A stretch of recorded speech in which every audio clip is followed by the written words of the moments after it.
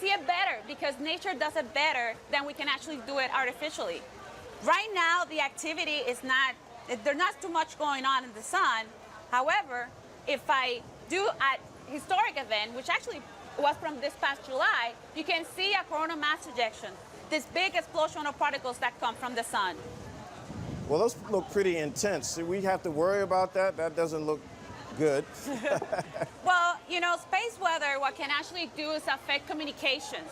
We have the magnetic field of the Earth to actually protect us. It's our shield. And what we do is we actually can analyze that using real-time models like the one that you see on the screen, that we actually understand how the magnetic field of the Earth changes with those coronal mass ejections. But space weather can affect communications, satellite instruments, and power grids. Okay, so we're going to toss to Idaho. And I think we've really got some good stuff here. Gay Hill, are you there in Idaho Falls? I am absolutely here, Dwayne Brown. In fact, looking through the glasses right now, it's so weird. We have a crescent sun instead of a crescent moon. This is the, I think we haven't had a total eclipse here in Idaho Falls since 1889, 128 years ago. And things have certainly changed in Idaho Falls since then. There's a whole lot more people, especially with all the visitors in town. We're just outside the Museum of Idaho, and we have partnered with the museum to make this an official viewing site for Idaho. And they right now have an exhibit on space, but we also sent in a team of experts. And for the past 3 days, we've had talks, we've had demonstrations, we've shown them visualizations such as eyes on the solar system, and we've shown them artwork. But really, the order of the day is the eclipse, and NASA has that covered too. They have sent an army of volunteers. We call them solar system ambassadors.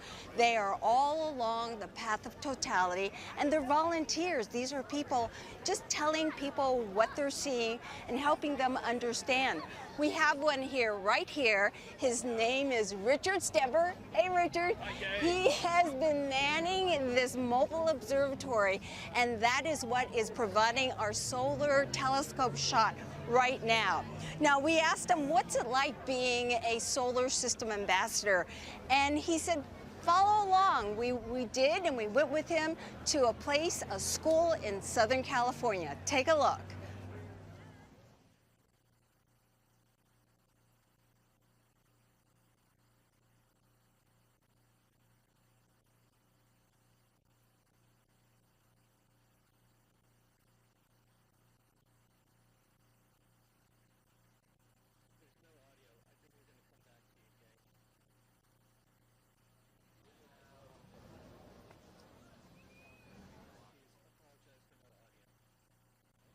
All right, we apologize. There is no audio on that video, but it talks about the solar system ambassadors. There are about 720 in the United States.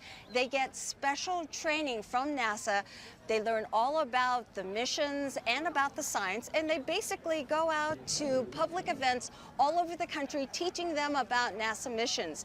If you would be interested in becoming a solar system ambassador yourself, you can. We have a website. Look it up, Solar System Ambassadors. It is a NASA website, and starting September 1 through the end of the month, you can sign up to be a solar system ambassador. So check it out on the web, Solar System Ambassador.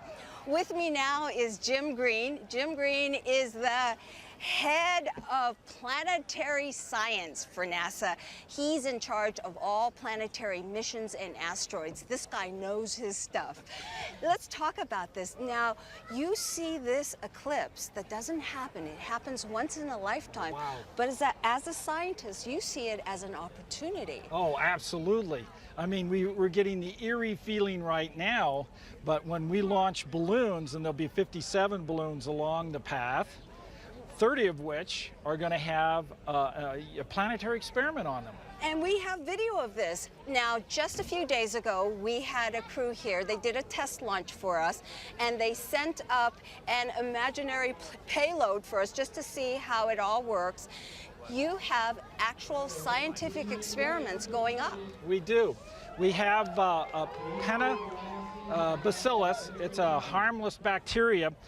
We have on 30 balloons 2 coupons where the bacteria will be sprayed. One will stay on the ground, one will be affixed to the balloon. It then will go up to 100,000 feet above the ozone. So the ultraviolet light, also blocked a little bit by the moon, is just like Mars. In addition to that, the temperature and pressure will be just like Mars. So when the balloon goes up higher and bursts, comes down, we'll retrieve that coupon off the balloon, match it with the one on the ground, and then we'll see how many survive. Now, why is that information so critical for Mars research? Well, this bacteria is pretty much everywhere. It's very hardy, and it probably has made its way to Mars, perhaps even on our rovers. And I would like to know if that environment is so harsh that it would eliminate that bacteria or not. All right.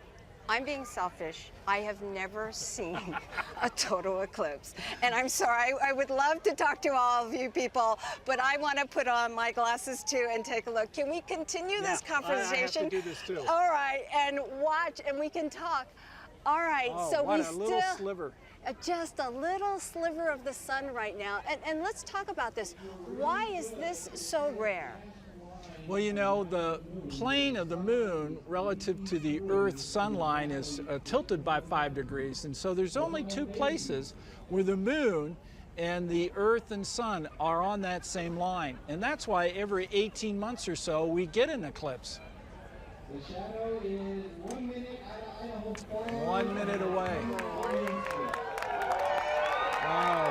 The crowd is getting excited. Wow. It's already so oh, eerie. wow, it just got dark all around us.